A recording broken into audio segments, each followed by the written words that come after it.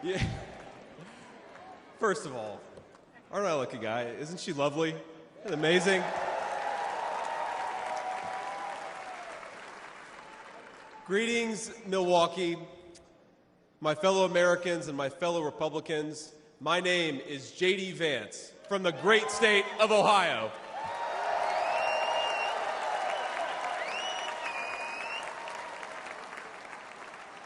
Tonight,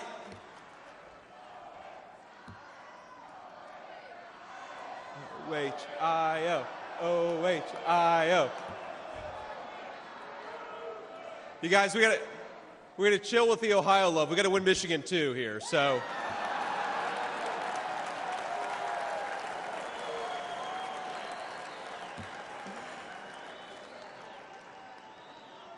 My friends, tonight is a night of hope. A celebration of what America once was, and with God's grace, what it will soon be again.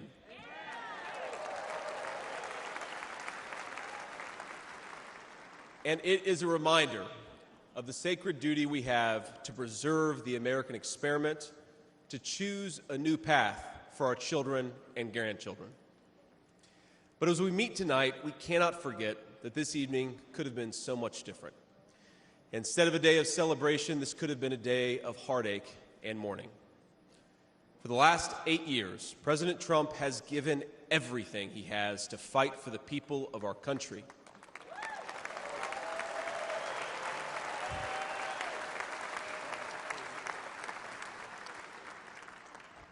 He didn't need politics, but the country needed him. Did it?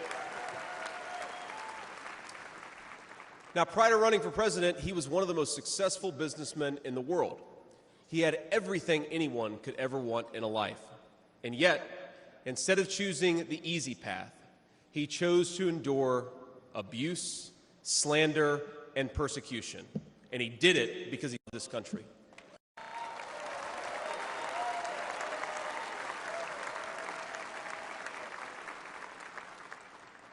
I want all Americans to go and watch the video of a would-be assassin coming a quarter of an inch from taking his life. Consider the lies they told you about Donald Trump, and then look at that photo of him, defiant, fist in the air, when Donald Trump rose to his feet in that Pennsylvania field.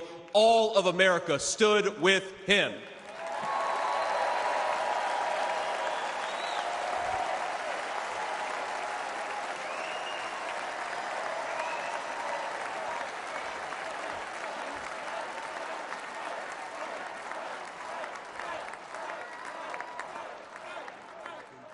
And what did he call us to do for our country?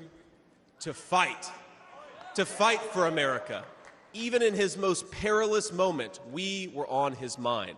His instinct was for us, for our country, to call us to something higher, to something greater, to once again be citizens who ask what our country needs of us. Now consider what they said. They said he was a tyrant. They said he must be stopped at all costs. But how did he respond? He called for national unity, for national calm, literally right after an assassin nearly took his life.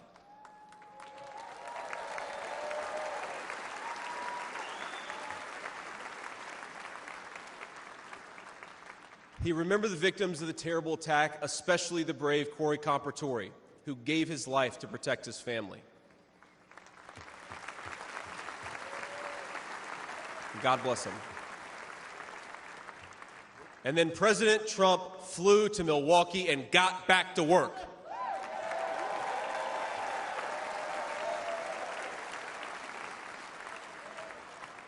Now that's the man I've gotten to know personally over the last few years.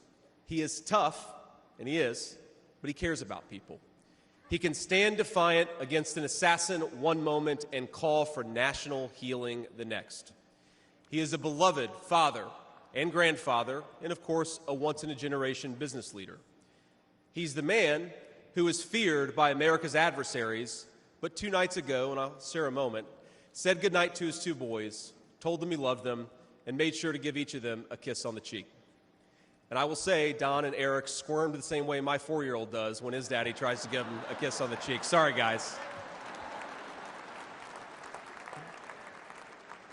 He is all those things, but tonight we celebrate he is our once and future President of the United States of America.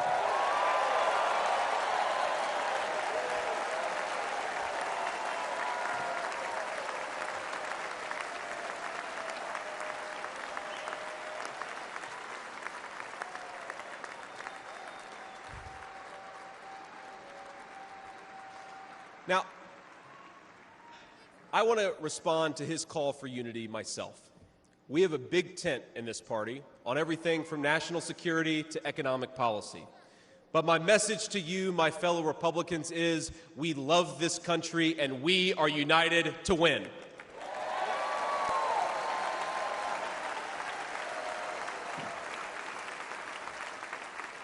Right. Now, I think our disagreements actually make us stronger. That's what I've learned in my time in the United States Senate, where sometimes I persuade my colleagues and sometimes they persuade me. And my message to my fellow Americans, those watching from across the country, is shouldn't we be governed by a party that is unafraid to debate ideas and come to the best solution?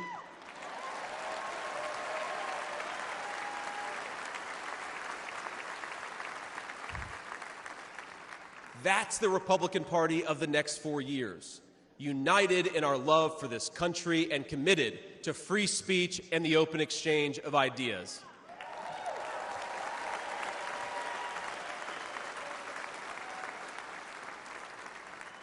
And so tonight, Mr. Chairman, I stand here humbled, and I'm overwhelmed with gratitude to say I officially accept your nomination to be Vice President of the United States of America.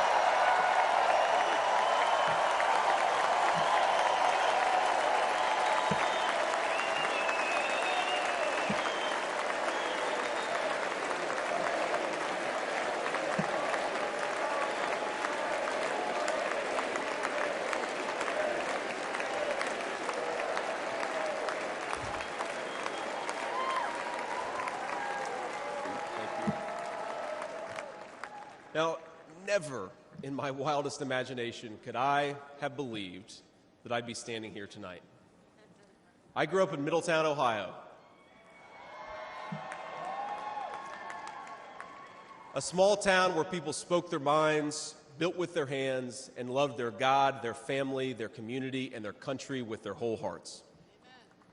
But it was also a place that had been cast aside and forgotten by America's ruling class in Washington. When I was in the 4th grade, a career politician by the name of Joe Biden supported NAFTA, a bad trade deal that sent countless good jobs to Mexico. When I was a sophomore in high school, that same career politician named Joe Biden gave China a sweetheart trade deal that destroyed even more good American middle-class manufacturing jobs. When I was a senior in high school, that same Joe Biden supported the disastrous invasion of Iraq, and at each step of the way, in small towns like mine in Ohio or next door in Pennsylvania or Michigan, in states all across our country, jobs were sent overseas and our children were sent to war. And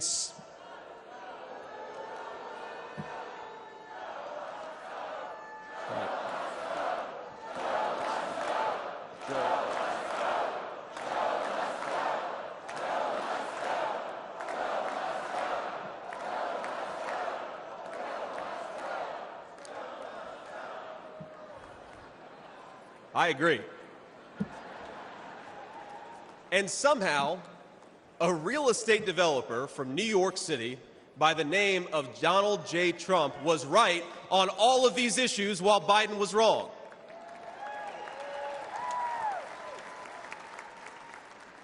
President Trump knew even then that we needed leaders who would put America first.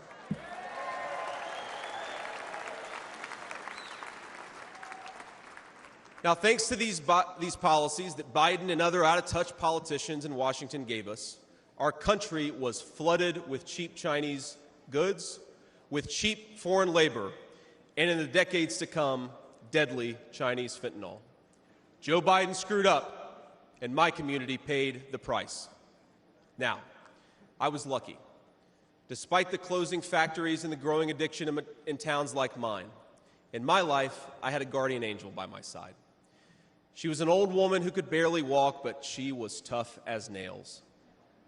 I called her Mamaw, the name we hillbillies gave to our grandmothers.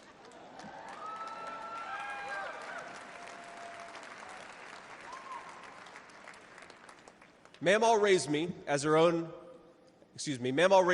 my mother struggled with addiction. Mamaw was in so many ways a woman of contradiction. She loved the Lord, ladies and gentlemen. She was a woman of very deep Christian faith.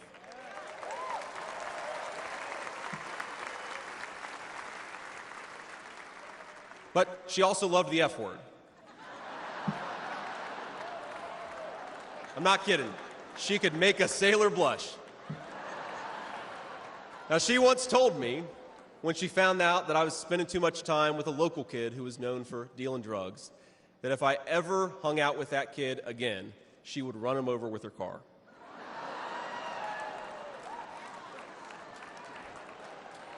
That's true. And she said, JD, no one will ever find out about it.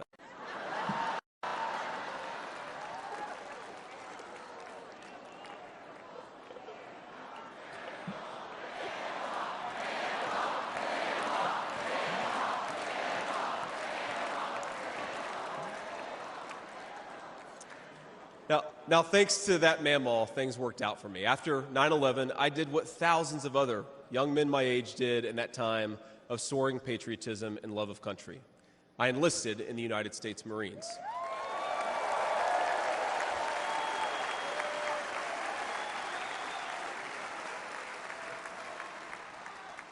Semper Fi to my fellow Marines.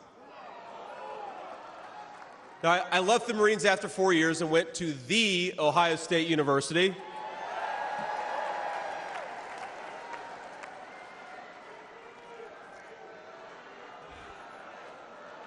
I'm sorry, Michigan. I had to get that in there.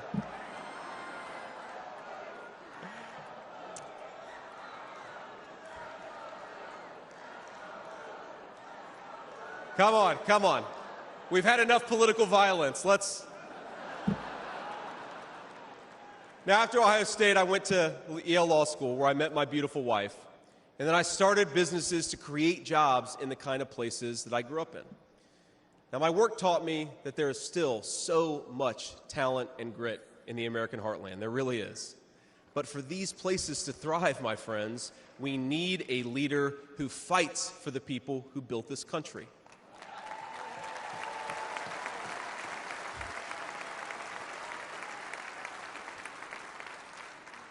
We need a leader who's not in the pocket of big business, but answers to the working man, union and non-union alike.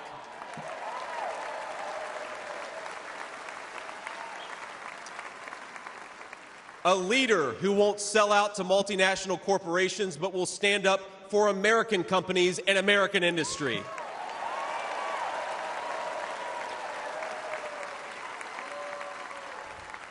A leader who rejects Joe Biden and Kamala Harris's Green New scam and fights to bring back our great American factories. We need President Donald J. Trump.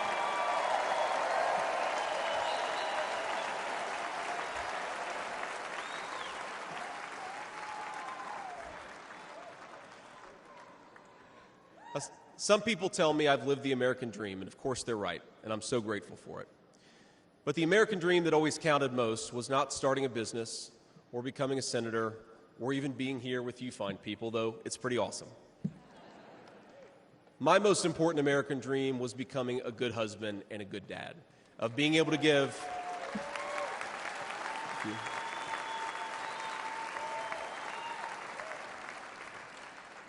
I wanted to give my kids the things that I didn't have when I was growing up, and that's the accomplishment that I'm proudest of.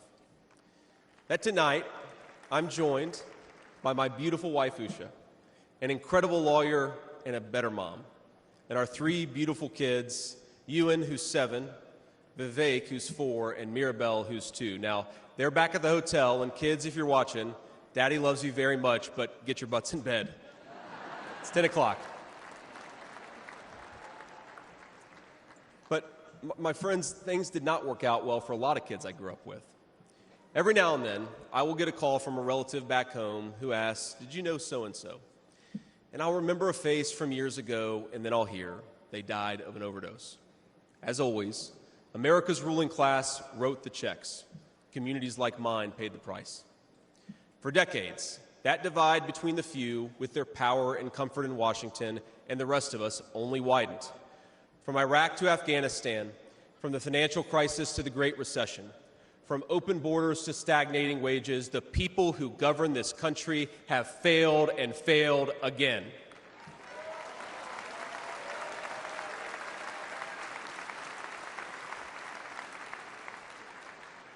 That is, of course, until a guy named Donald J. Trump came along.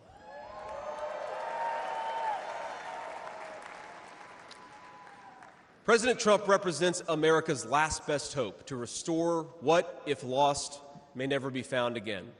A country where a working-class boy born far from the halls of power can stand on this stage as the next Vice President of the United States of America.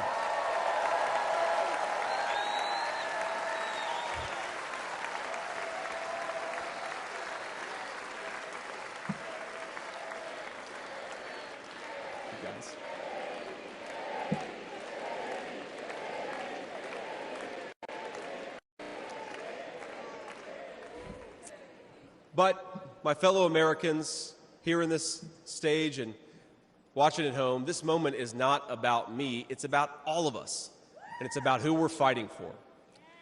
It's about the auto worker in Michigan wondering why out-of-touch politicians are destroying their jobs.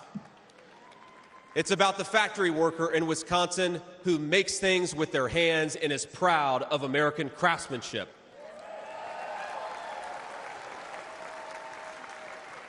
It's about the energy worker in Pennsylvania and Ohio who doesn't understand why Joe Biden is willing to buy energy from tin-pot dictators across the world when he could buy it from his own citizens right here in our own country.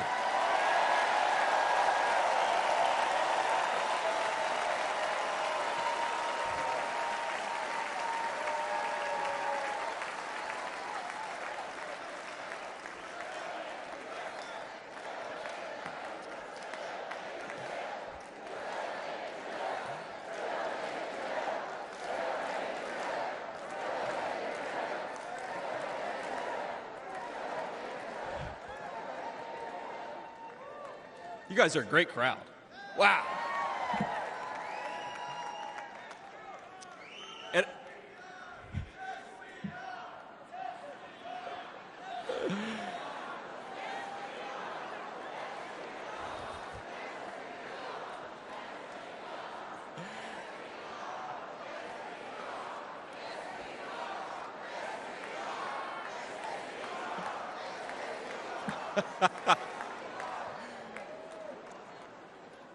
And it's about, our movement is about single moms like mine who struggled with money and addiction but never gave up.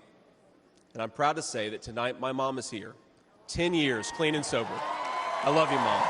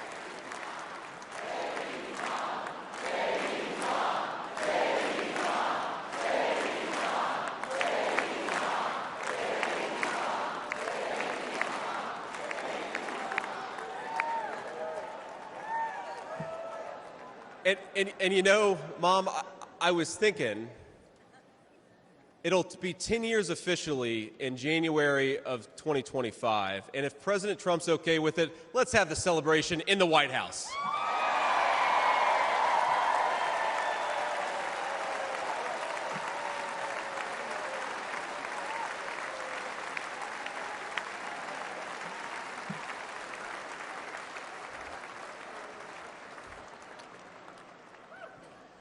And our movement, ladies and gentlemen, it's about grandparents all across this country who are living on Social Security and raising grandchildren they didn't expect to raise.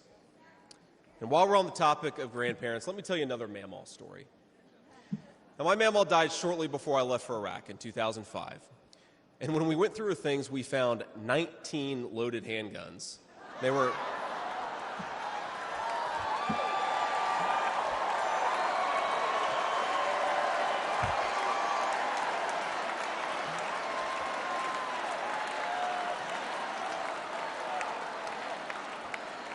Now, the thing is, her house, under her bed, in her closet, in the silverware drawer. And we wondered what was going on, and it occurred to us that towards the end of her life, Mamaw couldn't get around so well. And so this frail old woman made sure that no matter where she was within arm's length of whatever she needed to protect her family. That's who we fight for. That's American spirit.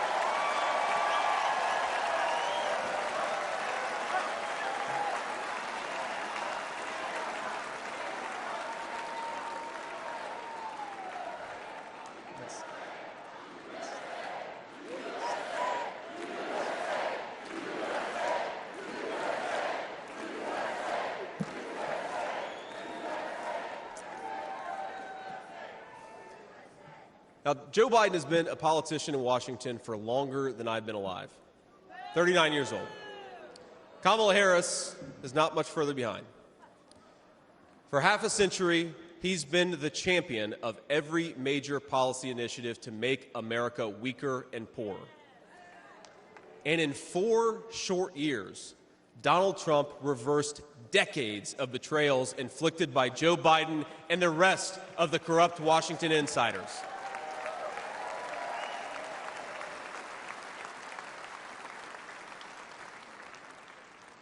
He created the greatest economy in history for workers. Really was amazing. There's this chart that shows worker wages, and they stagnated for pretty much my entire life until President Donald J. Trump came along. Workers' wages went through the roof.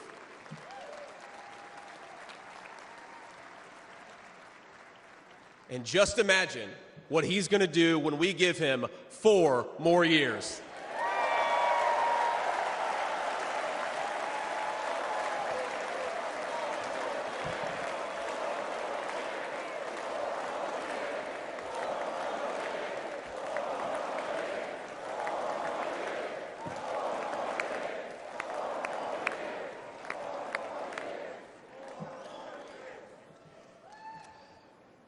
Months ago, I heard some young family member observe that their parents' generation, the baby boomers, could afford to buy a home when they first entered the workforce. But I don't know, this person observed, if I'll ever be able to afford a home. The absurd cost of housing is the result of so many failures, and it reveals so much about what's broken in Washington. I can tell you exactly how it happened. Wall Street barons crashed the economy, and American builders went out of business. As tradesmen scrambled for jobs, houses stopped being built. The lack of good jobs, of course, led to stagnant wages. And then the Democrats flooded this country with millions of illegal aliens. So citizens had to compete with people who shouldn't even be here for precious housing. Joe Biden's inflation crisis, my friends, is really an affordability crisis. And many of the people that I grew up with can't afford to pay more for groceries, more for gas, more for rent, and that's exactly what Joe Biden's economy has given them.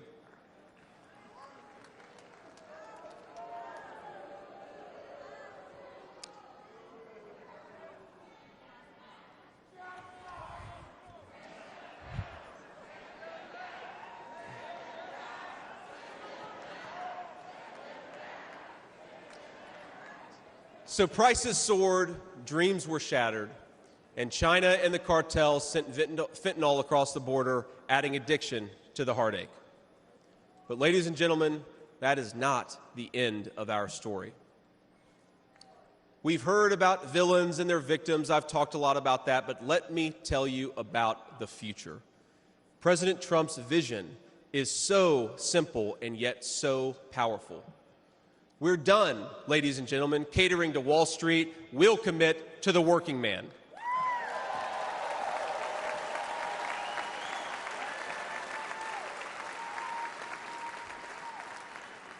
We're done importing foreign labor. We're going to fight for American citizens and their good jobs and their good wages.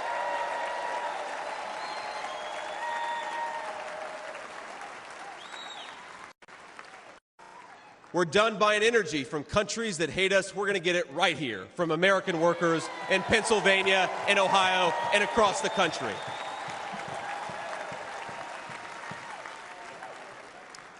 We're done sacrificing supply chains to unlimited global trade, and we're going to stamp more and more products with that beautiful label, Made in the USA.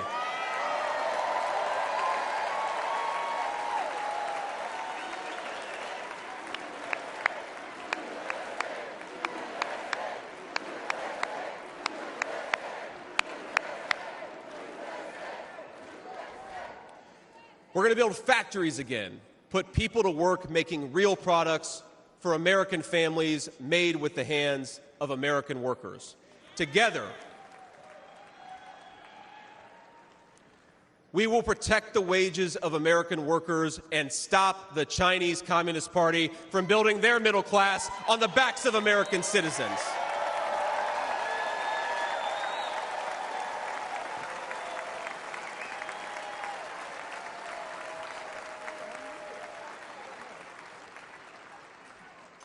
Together, we will make sure our allies share in the burden of securing world peace. No more free rides for nations that betray the generosity of the American taxpayer.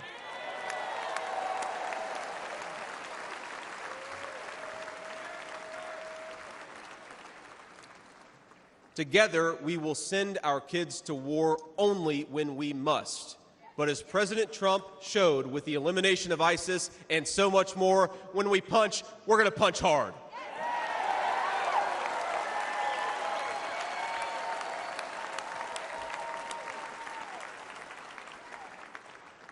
Together, we will put the citizens of America first, whatever the color of their skin. We will, in short, make America great again.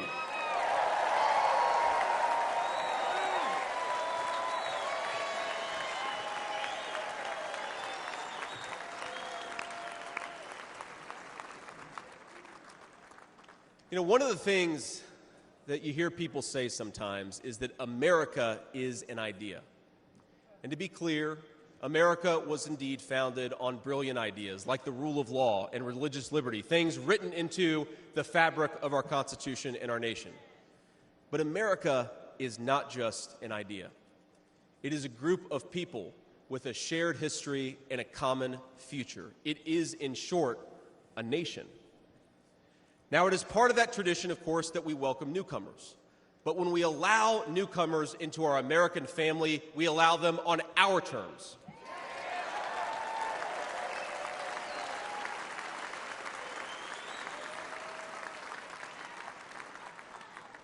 That's the way we preserve the continuity of this project from 250 years past to hopefully 250 years in the future.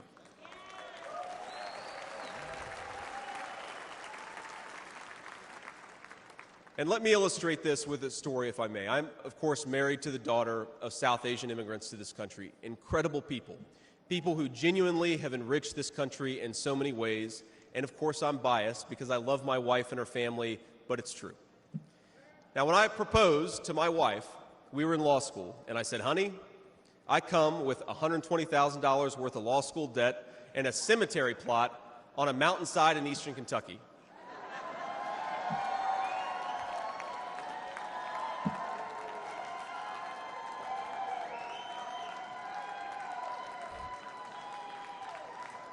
And I guess standing here tonight, it's just gotten weirder and weirder, honey. But that's what she was getting. Now, that cemetery plot in eastern Kentucky is near my family's ancestral home. And like a lot of people, we came from the mountains of Appalachia into the factories of Ohio, Pennsylvania, Michigan, and Wisconsin.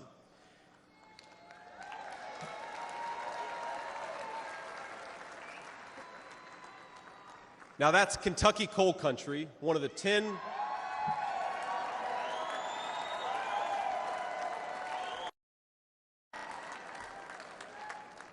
Now, it's one of the 10 poorest counties in the entire United States of America. They are very hardworking people, and they're very good people. They're the kind of people who would give you the shirt off their back even if they can't afford enough to eat. And our media calls them privileged and looks down on them. But they love this country, not only because it's a good idea, but because in their bones they know that this is their home. And it will be their children's home, and they would die fighting to protect it.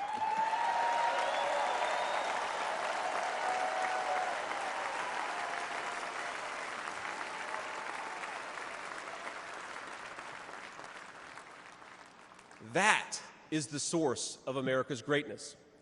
As a United States Senator, I get to represent millions of people in the great state of Ohio with similar stories, and it is the great honor of my life.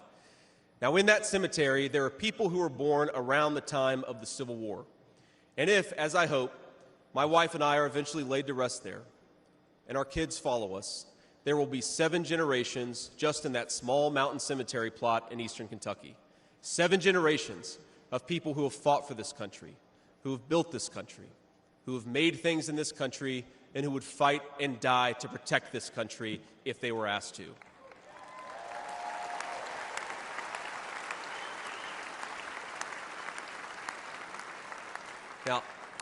Now that's not just an idea, my friends. That's not just a set of principles. Even though the ideas and the principles are great, that is a homeland. That is our homeland.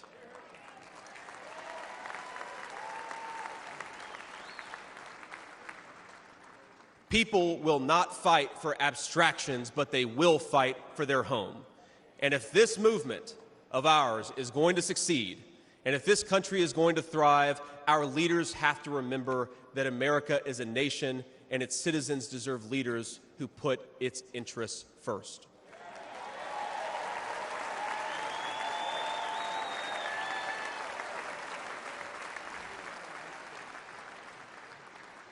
Now, we won't agree on every issue, of course, not even in this room. We may disagree from time to time about how best to reinvigorate American industry and renew American family. That's fine. In fact, it's more than fine. It's good. But never forget that the reason why this united Republican Party exists, why we do this, why we care about those great ideas and that great history, is that we want this nation to thrive for centuries to come.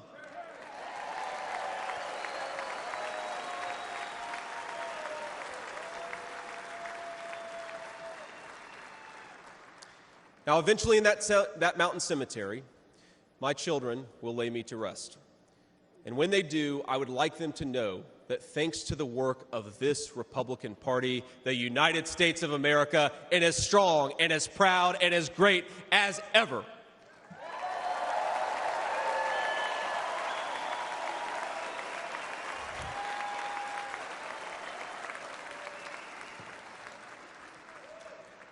That is who we serve, my friends. That is who we fight for, and the only thing that we need to do right now, the most important thing that we can do for those people, for that American nation that we all love, is to re-elect Donald J. Trump, President of the United States.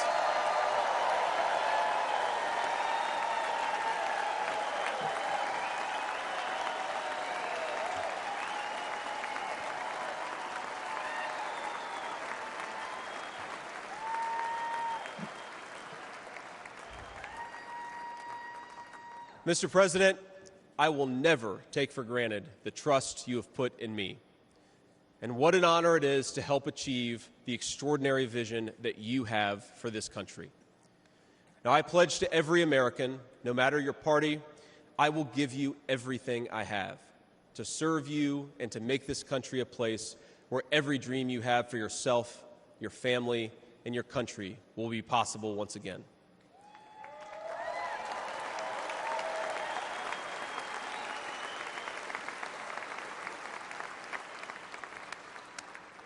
And I promise you one more thing.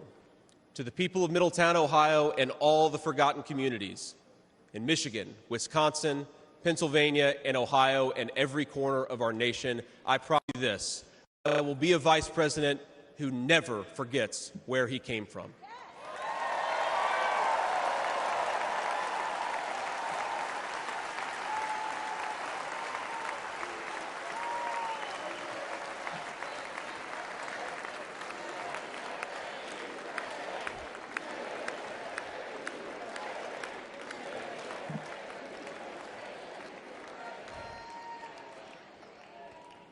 And every single day for the next 4 years, when I walk into that White House to help President Trump, I will be doing it for you, for your family, for your future, and for this great country. Thank you. God bless all of you, and God bless our great country.